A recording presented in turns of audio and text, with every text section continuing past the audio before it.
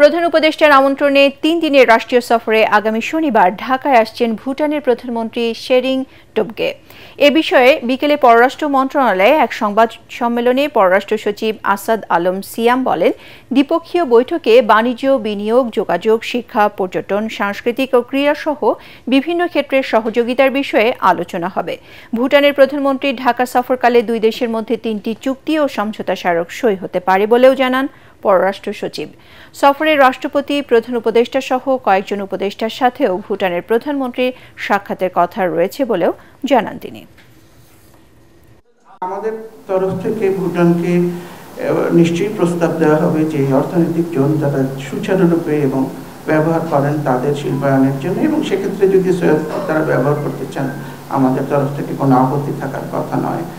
আমরা ভুটানকে প্রকৌশল এবং চিকিৎসা শিক্ষায় এবং খেলাধুলার ক্ষেত্রে কিছু বৃদ্ধি প্রস্তাব দেব আর কি।